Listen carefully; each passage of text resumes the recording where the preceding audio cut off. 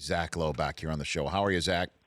I'm hanging in there, Rich. How you doing? I'm doing great. So let's get let's start from the top. The Kawhi trade. What does it mean for the Raptors? Do you think, Zach?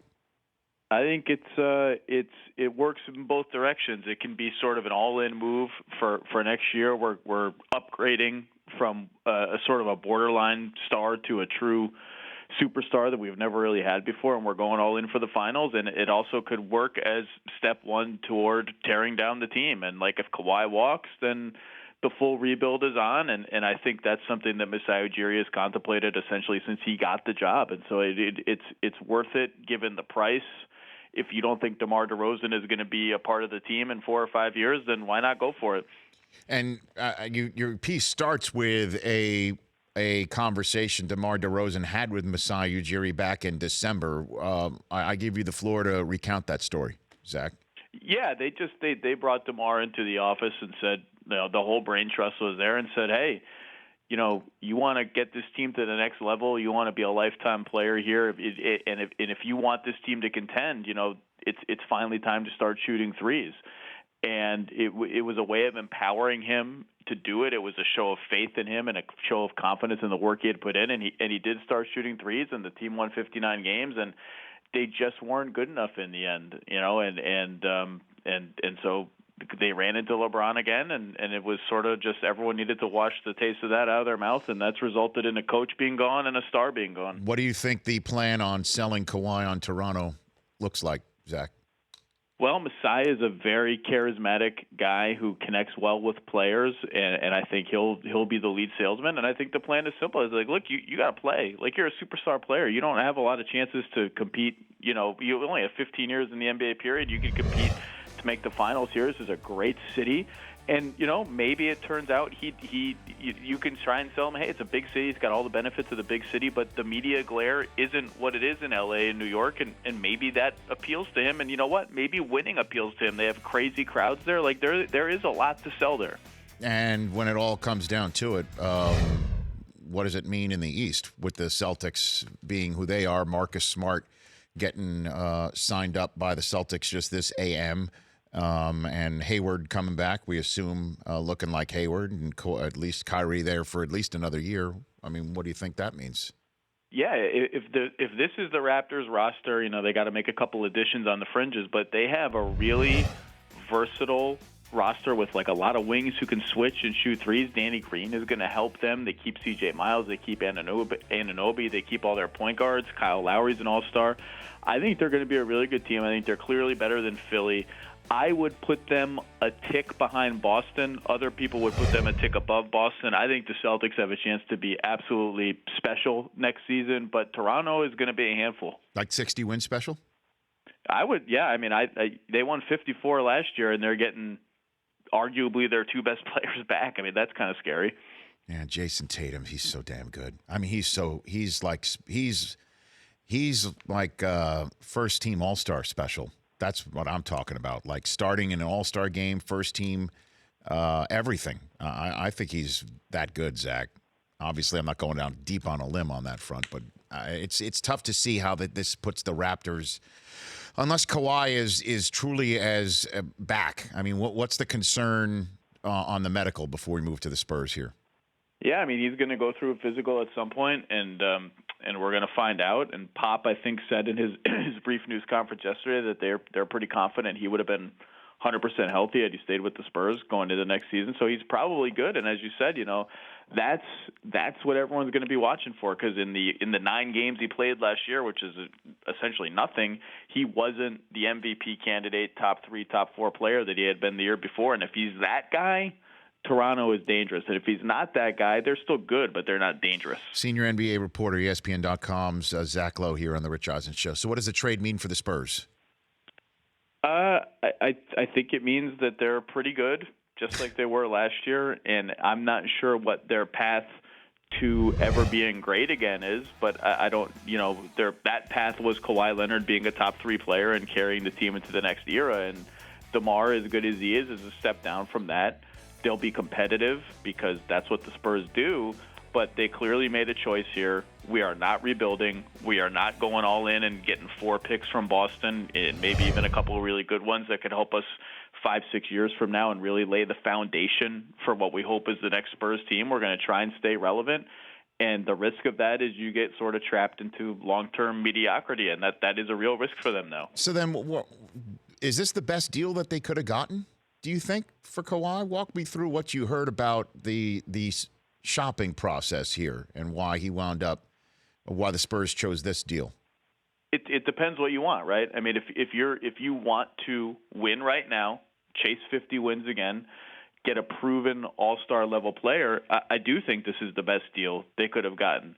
That's not the kind of deal I would have made. I would have gone the other way and said, okay, it's time now to transition. It's time to trade LaMarcus. It's time to do what we did before we got Tim Duncan. And I would have bid the Celtics and the Sixers, and who knows what other teams might have thrown 3-4 picks into it, or 2 or 3 picks and a couple of good young players. Maybe Miami would have done that. Maybe Phoenix would have done that. I doubt it in the case of a team that's so bad like Phoenix. But I would have bid those teams against each other, and I bet they could have gotten a really nice deal full of draft picks from a team like the Celtics, and they just didn't want that kind of deal. And that's their prerogative. That's Greg Popovich's prerogative. He's earned the right to say, I want to finish my career coaching a winner. So do you think is it fair to say it's the first time that has ever been a consideration? Obviously, Popovich has never been at the end of a career before, but it seems like the first time that his his own legacy or end game plays a role into the grocery shopping there, Zach. Yeah, it's more that they've just been so good at transitioning the baton from Duncan to sort of Parker and Ginobili together, and then the moment that you thought, okay, 2010, 2011, you get rolled out of the playoffs pretty easily 2 years in a row. Like, this is the time where they're finally going to have to transition. They trade for Kawhi, and Kawhi is the guy who takes them into the next era, and they just haven't had to sort of face this question. I mean, they never make trades. Their last big trade was the one for Kawhi Leonard. And, some of it is Pop being at the end of their career, and some of it is just they just haven't been in this position before, and I don't think they were comfortable with the idea of bottoming out. Yeah. And then, in terms of what it means for the NBA, because that's, again, the title of Zach Lowe's new column. It's just, again, must read on ESPN what the Kawhi trade means for Raptors, Spurs, and NBA. I said on my show yesterday, the NBA's got to be happy with this because at least another super team has not been created. And that the Raptors are a team that is more than viable in the East, and the Spurs get an intriguing player back. What do you think this means for the NBA, Zach? Yeah, somebody went from the West to the East. It's nice when that happens for the league. It's interesting. I think what it really is, the biggest story of the offseason is that there are going to be as many as 12 or 13 teams in the West with playoff aspirations, and very legitimate ones. I mean, everyone was thinking, okay, maybe, the Lakers are going to go in because they got LeBron, so someone's got to fall out. Okay, maybe it'll be the Spurs because they're going to trade Kawhi, and that will be a big step back for them. And the Spurs aren't going anywhere. I mean, I don't know if they're going to make the playoffs next year, but they're going to be good, and they're going to try to. And it's just, there are going to be 4 or 5 teams in the West next year that miss the playoffs and are going to be crushed, and that's an unusually high number. What are the odds that one of those teams is the Lakers? I'm never betting against LeBron it finishing in the top 8 of a conference. I almost don't even care who the supporting cast is and how deep the conference is. He's just too good for me to think, unless he misses games or something, that they're going to finish 9th in any conference. So what is the Lakers maneuvering right now? Just is there any chance you think that they call Toronto around December, January, kick the tires based on how the first half of the season's going? I mean, what do you think the game plan is now for the Pelinka Magic bus group, Zach? Yeah, I think they'd look at it. I mean, if everyone involved gets a sense that it's not working in Toronto and he's going to leave, they would have to read the tea leaves and say, see, what are our chances of just signing him outright? And if not, how much value do we place on getting him in the door now, getting his bird rights, and can we do it without trading Brandon Ingram? And if we can, maybe we do it. I mean, there is a value in that kind of certainty.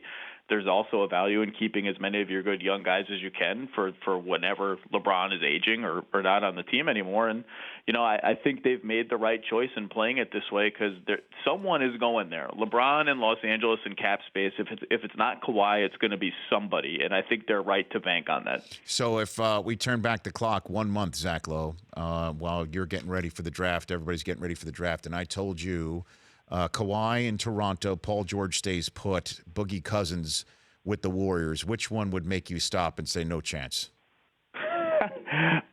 Probably Boogie to the Warriors, even though it was pretty obvious that he wasn't going to have a big market once Dallas spent its cap space on DeAndre.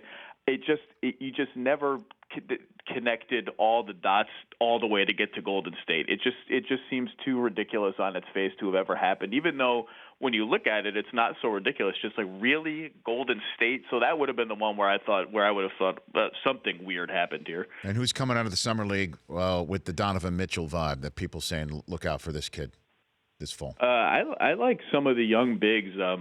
Wendell Carter Jr. is going to be a player in Chicago from what I saw and what scouts saw. The way the Al Horford comparison gets thrown around a lot.